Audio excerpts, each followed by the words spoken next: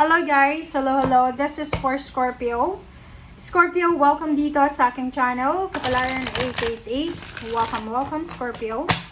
Alamin natin kung anong messages, vibration, gabay, energy para sa lahat ng Scorpio. So, titingnan natin kung ano ba yung mensahe na kailangan mong marinig. So, this is for the month of April. General reading for the month of April. Okay. Scorpio. Okay, first card mo, Scorpio, is the Empress. Okay, first card natin is Empress. Let's check another cards.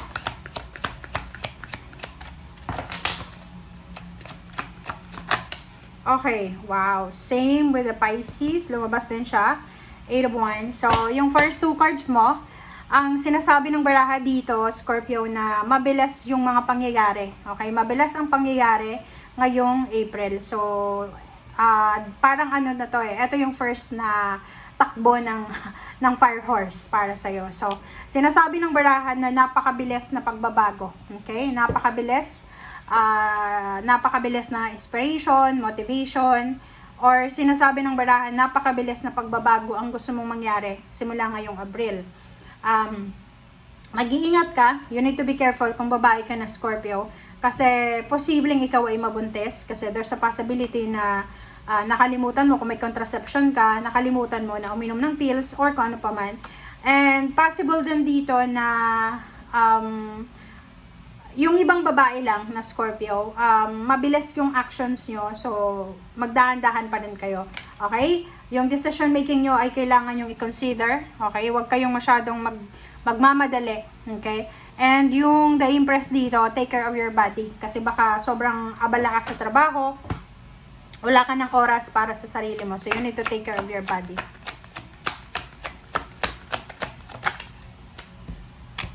Okay. Oh, diba? So, it's confirmed. Pareho lang kasi yung Zero the Fall tsaka Empress. So, kino-confirm ng Zero the Fall, yung sinasabi ng Empress na maraming mga risky decision ka na posibleng gagawin. So, may mga plano ka na mabilis mo siyang i-execute. Yung bang halimbawa, pagkagising mo sa umaga, Scorpio, bigla kang nakapag-isip na mag-travel. Magta-travel ka talaga. Pagkagising mo sa umaga, bigla kang makakaisip na mag-resign. Parang ganon. So, you need to be careful para hindi ka daw masaktan. Okay? You need to be careful sa lahat ng decision making, mga risky decision na yan. It's because pwede kang manghinayang, pwede kang masaktan, or pwede ikaw yung makasakit. Okay?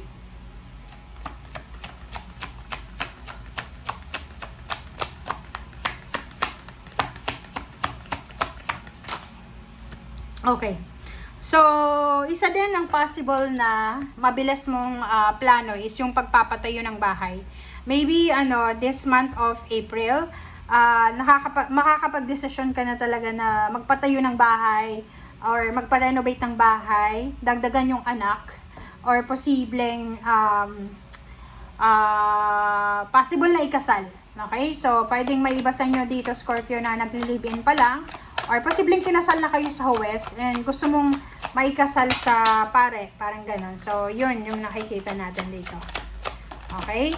So, maganda yung month na to para sa'yo. Diba? Meron din dito, if you are single yun. Yung mga single, mabilis na pangyayari to, guys. Like for example, nakilala mo lang siya last January or last December.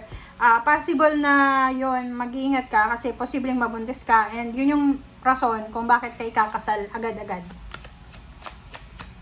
Merong mag-offer sa'yo ng kasal. Meron ditong proposal ng business, proposal ng kasal, love life, parang gano'n. So, maraming information ka na kailangan pag-isipan. Okay. Okay, 9 of Wands. So, nakikita natin dito, dahil sa bilis ng mga pangyayari, sobrang mapapagod ka. 'Di ba? May iba sa inyo dito na sobrang since naka-focus ka sa pamilya mo, sa love life mo, sa well-being mo, parang napapagod ka na. So, sinasabi ng baraha, especially doon sa mga Scorpio na pagod ka na sa pagsisettle ng mga family problems mo, or like sa relationship, mag-boyfriend, girlfriend kayo, tapos panay away lang ginagawa nyo, and then hindi kayo magkasundo eh, 'di ba? So, this March, by the end of March, going to April, makakahanap ka ng rason. Makakahanap ka ng rason para makipaghiwalay sa kanya. Or ituloy na yung pagpapakasal nyo or kano pa man. So, it's either positive or negative, pagbubuntes, or pwedeng pakikipaghiwalay, or pwedeng pagpapakasal, or pagta-travel together, or kano man na risk decision na posibleng maisip mo. But you need to be careful kasi risky nga siya, mabilis. So, kailangan mong maging matalino sa decision making. Alright? Okay, so let's check.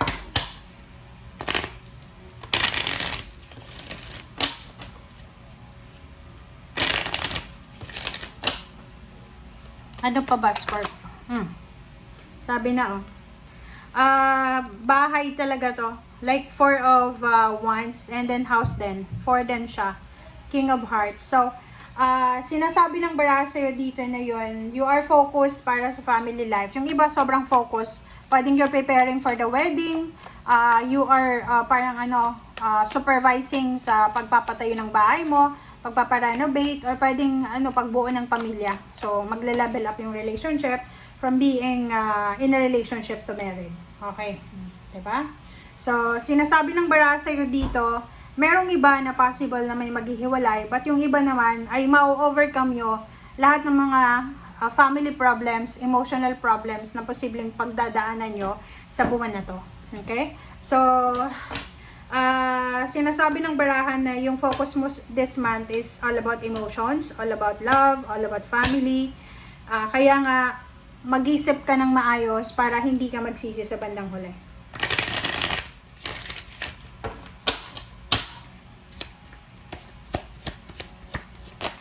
Oops.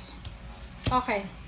So, 7 of Michael. Okay? So, sinasabi ng baraha sa'yo na yun na nga, parang nasa crossroad ka talaga.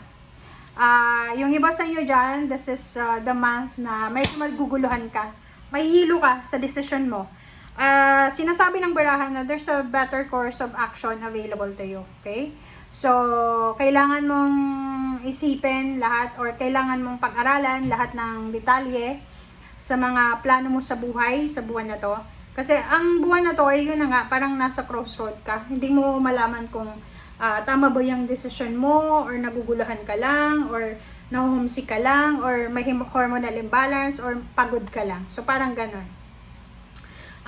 Knight of Gabriel, sinasabi ng baraha sa'yo dito na kung gagawa ka ng desisyon, kinakailangan mong maging strong. Okay? Kailangan mong maging confident, maging courageous ka, and you need to be strong sa kung ano man na decision making na kailangan mong gawin para hindi ka masaktan, para hindi ka magsisi sa bandang huli.